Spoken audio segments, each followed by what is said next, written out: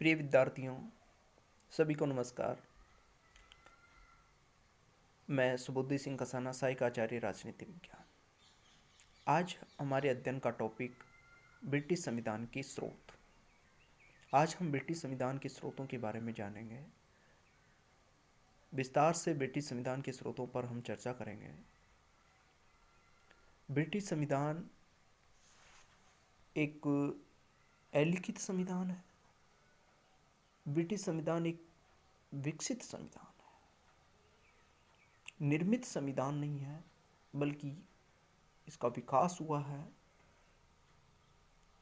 और विकास के पथ पर अग्रसर है। अभी 1400 वर्षों के एक लंबे काल से गुजरकर ब्रिटिश संविधान का विकास हुआ है। उस ब्रिटिश संविधान के क्या क्या स्रोत रहे हैं, उनको हम जानने की कोशिश करेंगे आज। वे क्या स्रोत हैं जिनके आधार पर ब्रिटिश संविधान का विकास हुआ और ब्रिटिश संविधान बना। ब्रिटिश संविधान का प्रथम प्रमुख स्रोत ऐतिहासिक प्रलेख या महान अधिकार पत्र रहे। ब्रिटिश संविधान एक लंबे समय के ऐतिहासिक विकास का परिणाम है और संवैधानिक विकास के इस लंबे इतिहास में कुछ युग प्रवर्तक घटनाएं हुई हैं जिन्होंने महान अधिकार पत्र या ऐतिहासिक प्रलेखों को जन्म दिया। इस प्रकार के ऐतिहासिक प्रलेखों में 1215 का मैग्ना कार्टा, 1628 का अधिकार याचिका पत्र पिटीशन ऑफ राइट, 1689 का बिल ऑफ राइट्स अधिकार पत्र सबसे अधिक प्रमुख है।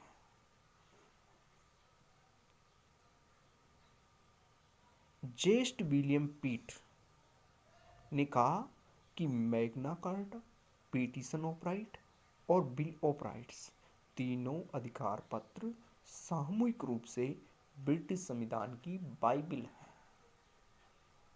ऐसा ज्येष्ठ विलियम पिट का कहना है। ब्रिटिश संविधान के दूसरे प्रमुख स्रोत संसदीय अधिनियम रहे। ब्रिटिश संविधान यद्यपि अलिखित संविधान है, लेकिन अलिखित संविधानों में भी कानूनों का अंश होता है और संसदीय अधिनियम ब्रिटिश संविधान का एक महत्वपूर्ण स्रोत है।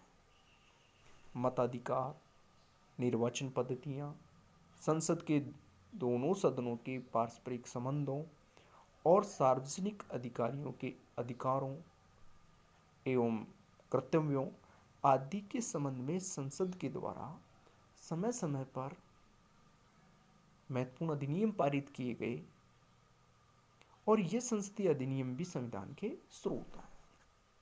जैसे बंदी प्रत्यक्षीकरण अधिनियम 1679, व्यवस्था अधिनियम 1701, 1949 के संसदीय अधिनियम, वेस्टमिनिस्टर अधिनियम 1931, राजमुकुट के मंत्रियों का अधिनियम 1937। ब्रिटिश संविधान का तीसरा प्रमुख स्रोत न्यायिक निर्णय। न्यायिक निर्णय का प्रत्येक देश के संविधान के विकास में महत्वपूर्ण योग होता है। ब्रिटिश संविधान में यद्यपि अमेरिका संविधान की भांति,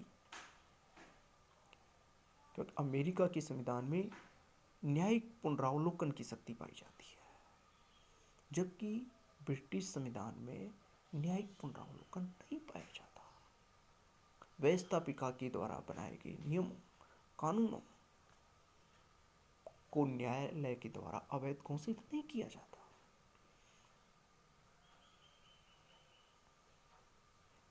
इसलिए ब्रिटिश संविधान में न्यायिक पुनरावलोकन की व्यवस्था नहीं है, लेकिन न्यायालय ने संविधान के विकास में पर्याप्त योग दिया। ब्रिटिश नागरिकों की स्वतंत्रता तो बहुत अधिक सीमा तक न्यायिक निर्णयों का ही एक परिणाम है।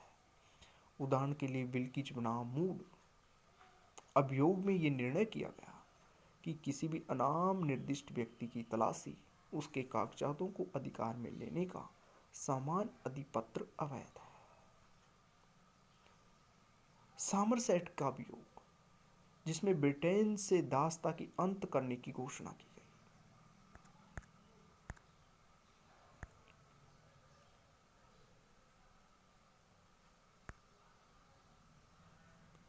चौथा प्रमुख स्रोत ब्रिटिश संविधान का सामान्य विधि।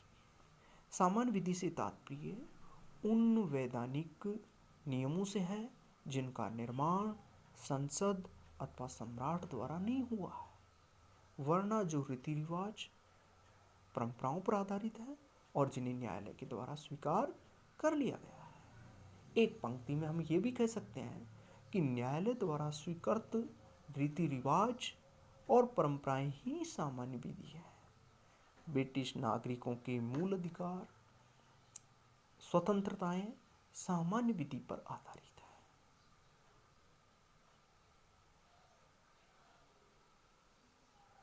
सम्राट के विशेष अधिकार, संसद की सर्वोच्चता, फौजदारी अभियोगों में जूरी व्यवस्था, ब्रिटिश जनता के विचार व्यक्त करने, भाषण की स्वतंत्रता के अधिकार आदि सामान्य कानूनों पर ही आधारित है।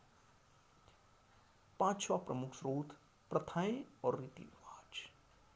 वैसे प्रथाएं और परंपराएं सभी संविधानों का एक स्रोत होती हैं, लेकिन ब्रिटिश संविधान अलिखित और विकसित होने के कारण प्रथाएं और परंपराएं सर्वाधिक महत्वपूर्ण स्रोत हैं। ब्रिटिश संविधान की अनेक महत्वपूर्ण बातें विशेष रूप से जैसे संसदीय व्यवस्था पूर्णतः प्रथाओं और परंपराओं पर आधारित है। उदाहरण के लिए सम्राट जॉर्ज प्रथम अंग्रेजी भाषा से परिचित नहीं होने के कारण उसके द्वारा मंत्रिमंडलों की बैठकों की अध्यक्षता करना बंद कर दिया। तभी से वहां एक परंपरा स्थापित हो गई कि सम्राट मंत्रिमंडल की बैठकों की अध्यक्षता नहीं करेगा। इसी प्रकार वहां पर एक प्रथम प्रधानमंत्री सर रॉबर्ट वॉलपोल का उदय हुआ। कहने का मतलब प्रधानमंत्री पद का जन्म हुआ और एक नई परंपरा स्थापित हो गई कि मंत्रिमंडल की बैठक की अध्यक्षता प्रधानमंत्री करेगा। लोक सदन में बहुमत दल का नेता ही प्रधानमंत्री बनेगा और लोक सदन में बहुमत का विश्वास खो देने पर वह अपना त्याग पत्र दे देगा। ये सब परंपराएं से ही विकसित हुआ। इस प्रकार की अनेक परंपराएं हैं जिन पर ब्रिटिश संविधान आधारित है। ब्रिटिश संविधान का छठा नंबर का स्रोत संविधान पर टीकाएं। संविधान पर लिखी गई टीकाओं को भी संविधान का स्रोत समझा जाता है, क्योंकि कोई महत्वपूर्ण संवैधानिक समस्याएं उपस्थित होने पर संसद, न्यायालय, सभी संबंधित पक्ष इन टीकाओं का आश्रय लेते हैं। ब्रिटिश संविधान और शासन व्यवस्था पर लिखे गए कुछ अधिक प्रमुख ग्रंथ जिनसे संविधान और शासन व्यवस्था को समझने में सहायता मिलती है, वे प्रमुख रूप से डाइसी का ग्रंथ लॉ ऑफ कॉन्स्टिट्यूशन, बेजार्ट का इंग्लिश कॉन्स्टिट्यूशन, एंसन का law and custom of the constitution,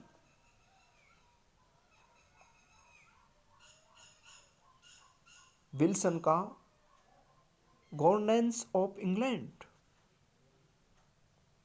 sir Erskine का संसदीय पद्धति और चलन मुख्य रूप से ब्रिटिश संविधान के ये प्रमुख स्रोत रहे। धन्यवाद।